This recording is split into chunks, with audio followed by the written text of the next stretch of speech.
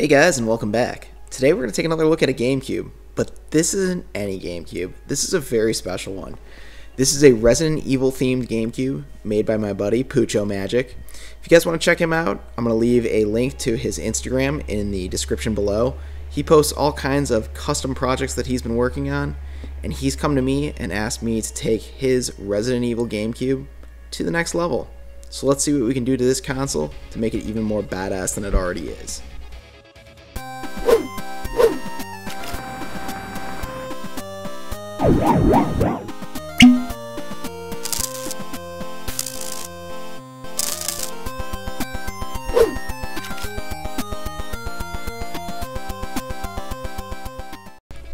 Step one, as always, is to rip this console apart. Now, the one thing I am going to do here, even though this console has been properly painted and clear coated, is go ahead and put everything down on a microfiber cloth. I just don't want to create any scratching unnecessarily on the console. The other thing I want to kind of point out about this as I'm pulling it apart, the paint on this is outstanding. There is no orange peel, no nothing. It is like glass, so I really want to protect that well. The only hardware modification that he's done to this console is he installed this Xeno mod chip and a red power LED. Now I'm going ahead and I'm going to use my multimeter here, and I've got it set to see how many ohms of resistance I've got right now.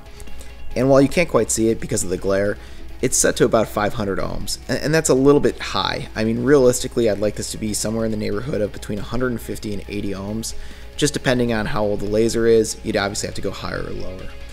The other thing I'm seeing about this right now that I don't like is the way that mod chip's soldered up. Those leads are way too long, and I want to make them a little bit shorter, so I'm going to go ahead and reposition it. If you'd like a little bit more information about how to install a Xeno mod chip and do a pot tweak yourself, check the card in the upper right hand corner, as I've done a how-to on that exact topic before.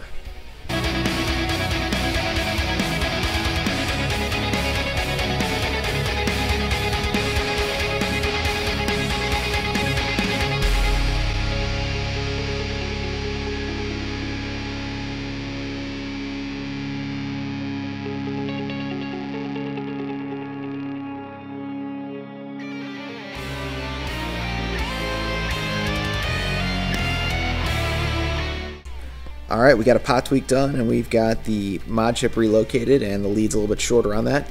Next, I'm going to go ahead and remove the digital port so we can install a FPGA and go ahead and use HDMI. There are many ways to go ahead and remove the digital port to install the Pluto FPGA. The way I like to do is with my hot air rework station. I have it set to about 710 degrees Fahrenheit. Get a lot of flux on there, which is always important, and go ahead and take it right out with some needle nose pliers.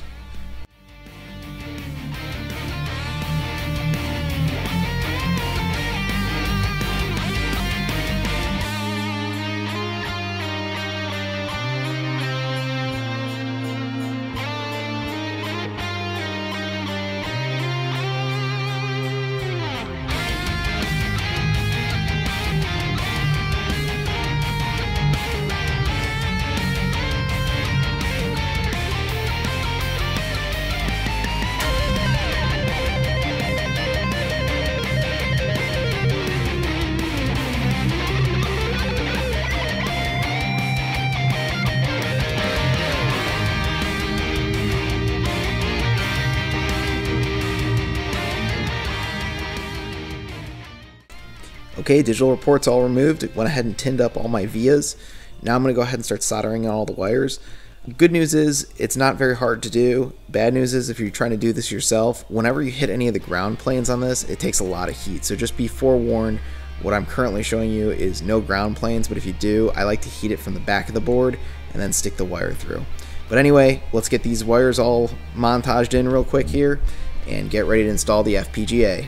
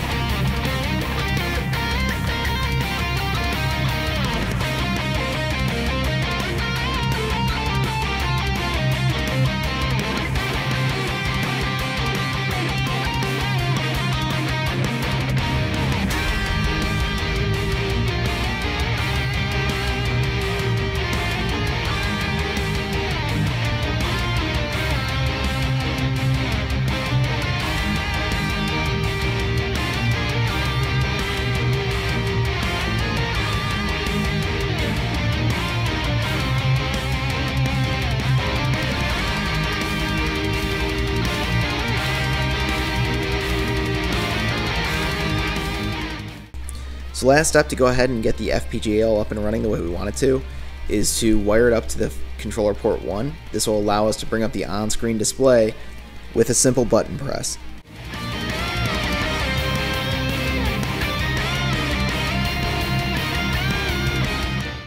So right now I'm working on the LED mod. I've shown how to do this numerous times. There's a card in the upper right hand corner of the screen that'll show you how to do it yourself if you're interested. The one thing to note about these LEDs, not ordinary LEDs, not an LED strip, but these are individually addressable RGB LEDs.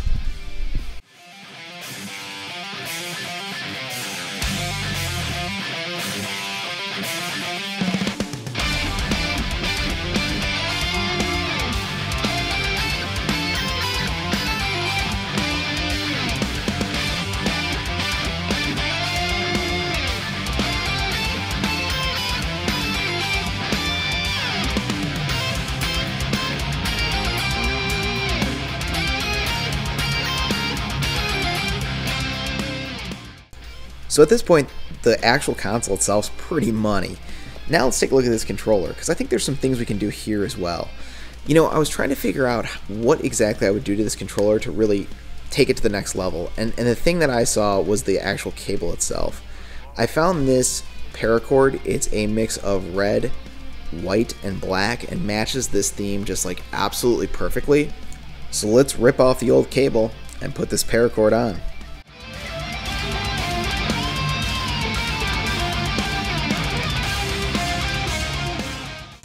Only thing I really want to point out here is that I got really lucky and I was a little nervous that the paint could chip when I was doing this.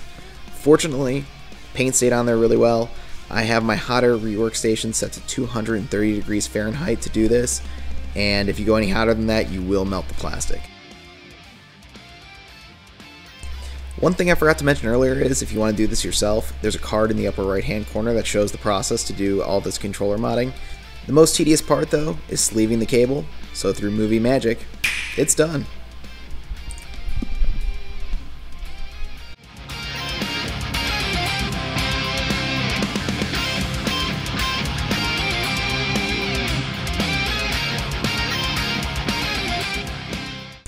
So what you're seeing right now is Star Wars Rogue Squadron Rogue Leader on the Gamecube.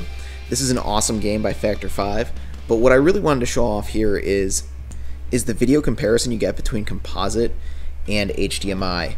And the thing to note here as you're looking at this in Composite is look at how muddy the lines are between the blacks and anything in color, and look at the full motion video. You'll see as we kind of flip-flop between the two how it looks. So now we're going to flip over to that same opening sequence in HDMI, and you can see the detail much better on those stormtroopers. It's amazing how much clearer they are compared to Composite. The other thing to take note of as we go over to the full motion video here is how much clearer it looks and how much nicer the X-Wing looks, especially against the full motion background. Just in case you're having any trouble telling the difference between the two, here I've got a clip. I've got HDMI on the left, Composite on the right, and everything is synced up between the two. And you'll notice, especially when you look along the ship lines and everything else, the difference between the two and the amount of sharpness and better contrast you're getting out of HDMI.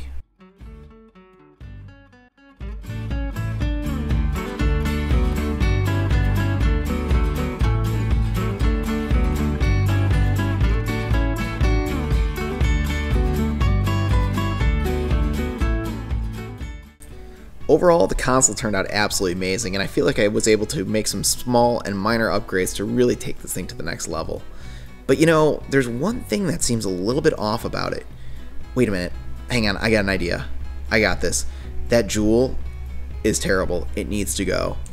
Fortunately, I think I have just the perfect replacement. Yep, now this console's complete.